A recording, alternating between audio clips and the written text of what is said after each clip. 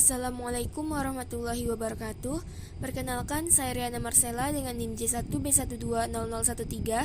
Pada mata kuliah Daya dalam Bidang Pertanian ini, saya akan menjelaskan mengenai siklus ideal motor pembakaran dalam. Yang pertama, pengertian siklus ideal. Proses teoritis atau siklus ideal pada motor pembakaran dalam adalah proses yang bekerja berdasarkan siklus Otto, di mana proses pemasukan kalor berlangsung pada volume konstan. Selanjutnya ada idealisasi pada siklus ideal. Fluida kerja dalam silinder adalah udara, memiliki sifat gas ideal dengan konstanta kalor yang konstan. Proses kompresi dan ekspansi berlangsung secara isentropik. Proses pembakaran dianggap sebagai proses pemanasan fluida kerja, pemasukan kalor pada volume konstan dan tidak memerlukan waktu. Pada akhir proses ekspansi, yaitu pada saat orang mencapai titik mati bawah, fluida kerja didinginkan sehingga tekanan dan temperatur turun mencapai tekanan dan temperatur atmosfer. Tekanan fluida kerja di dalam silinder selama langkah buang dan langkah isap adalah konstan dan sama dengan tekanan atmosfer. Selanjutnya ada proses siklus ideal. Yang pertama, ada proses 01, yaitu langkah hisap atau udara murni pada tekanan konstan. Pada langkah isap, piston bergerak dari TMA menuju TMB. Saat piston bergerak turun, katup masuk dalam keadaan terbuka, sehingga campuran bahan bakar dan udara terhisap ke dalam silinder.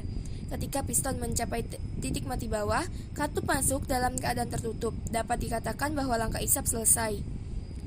Yang kedua ada proses 12, yaitu langkah kompresi. Pada langkah kompresi, kedua katup dalam keadaan tertutup. Piston bergerak naik dari TMB menuju TMA, mendorong campuran bahan bakar dan udara dalam silinder, sehingga menyebabkan tekanan udara dalam silinder meningkat. Sebelum piston mencapai TMA, campuran bahan bakar dan udara yang bertekanan tinggi dibakar oleh loncatan bunga api busi. Yang ketiga adalah proses 23, yaitu proses pembakaran atau pemasukan kalor pada volume konstan. Pada proses ini, kedua katup tertutup. Piston berada di TMA dan loncatan api busi yang bereaksi dengan campuran udara dan bahan bakar bertekanan tinggi akan menimbulkan pembakaran. Yang keempat ada proses 34, yaitu langkah ekspansi atau kerja. Pada langkah kerja, loncatan api busi yang bereaksi dengan campuran bahan bakar dan udara bertekanan tinggi akan menimbulkan letusan. Letusan ini akan menghasilkan tenaga yang mendorong piston bergerak turun menuju TMB. Tenaga yang dihasilkan oleh langkah kerja diteruskan oleh poros engkol untuk menggerakkan gigi transmisi yang menggerakkan gear depan. Yang kelima ada proses 41, yaitu proses pembuangan atau pengeluaran kalor pada volume konstan. Pada proses ini, katup isap tertutup dan katup buang terbuka. Posisi piston berada di TMB. Yang selanjutnya ada proses 10, yaitu langkah buang pada tekanan konstan. Pada langkah pembuangan, piston bergerak naik dari TMB menuju TMA. Katup masuk dalam keadaan tertutup dan katup buang dalam keadaan terbuka. Gas sisa hasil pembakaran terdorong keluar menuju saluran pembuangan. Dengan terbuangnya gas sisa pembakaran, berarti kerja dari langkah-langkah mesin untuk satu kali proses kerja atau siklus telah selesai. Yang selanjutnya, ada faktor penyimpangan yang terjadi pada siklus ideal.